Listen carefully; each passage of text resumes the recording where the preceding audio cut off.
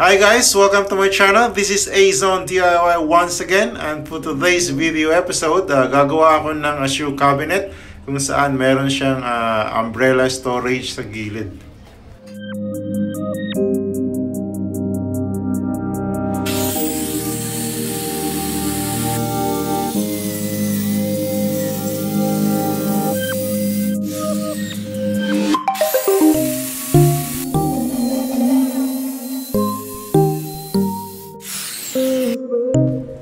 So, ang gagamitin kong joinery sa pagdugtong lahat ng panel boards, pocket hole and screw.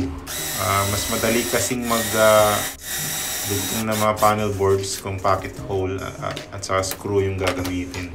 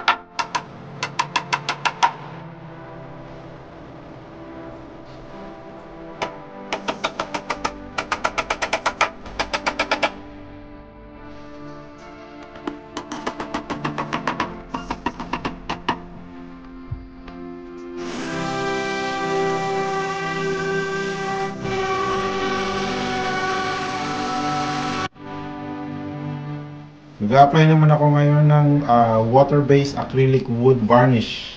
Napakadali niyang i-apply guys at saka mabilis matuyo. 30 minutes tuyo na siya, pwede mo siyang lihaan. Ang gagawin ko dito is 3 coatings.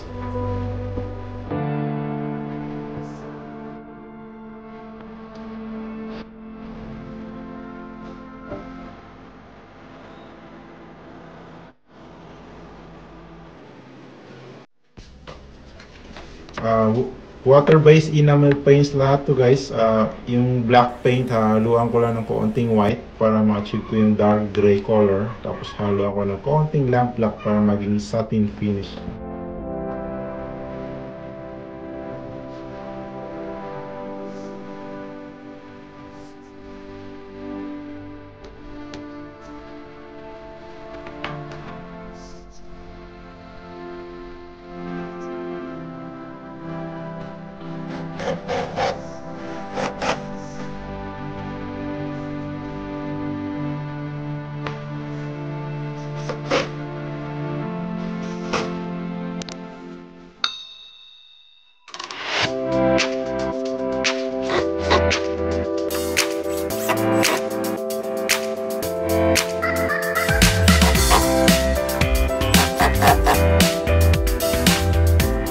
Magbubuo naman ako ngayon ng drawer box.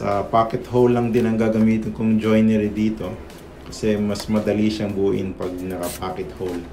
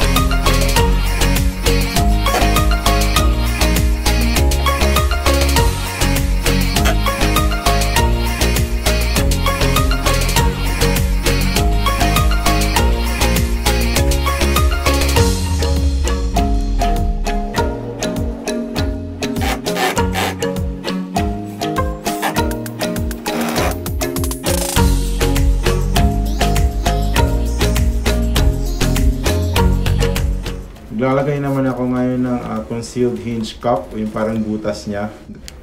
Gamit ko yung concealed hinge jig. Ayan. Mas accurate kasi magbutas na ito pagka meron kang concealed hinge jig.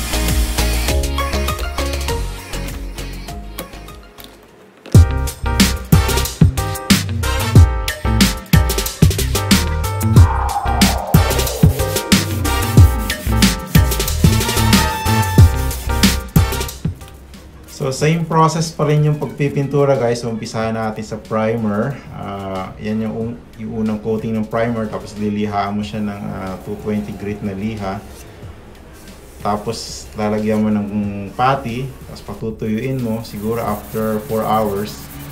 Tapos yan, lilihaan mo ulit para maging smooth. Tapos dadaanan mo siya ulit ng primer bago ka maglagay ng top coat. Bubutasan ko muna to para sa doorknob screw hole niya, para hindi na ako mahirapan pagka once na may top coat na siya.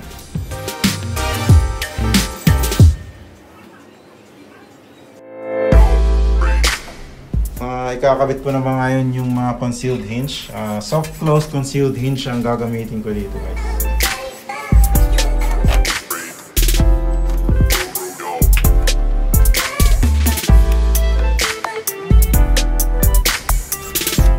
Ako napapansin nyo guys, nakita nyo gumamit ako ng playing cards. Yan ang ginagamit para matansya ko yung tamang gap sa pagitan ng pintuan at yung mga edge ng cabinet.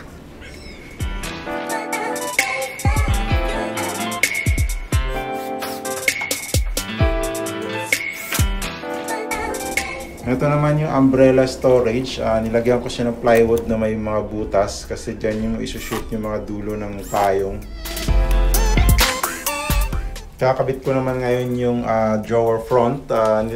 Nilagyan ko siya ng double adhesive tape para hindi ako mahirapan siya ikabit. Pag once na dinikit ko na siya doon sa drawer box, didikit na siya, tsaka ko siya ikaklamp.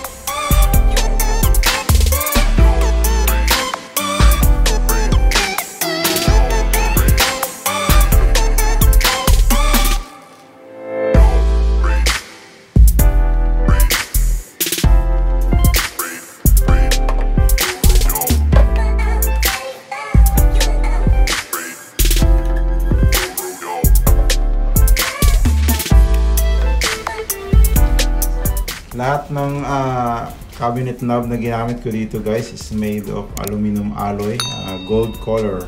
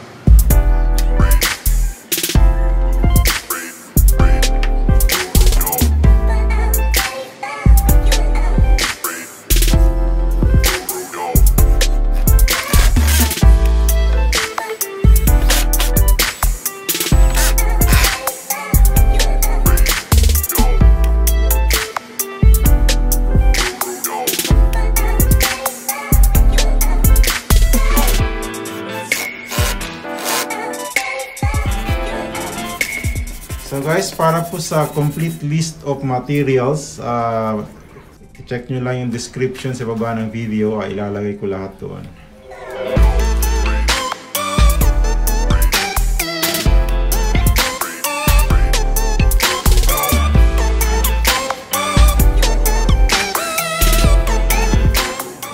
So, welcome back guys.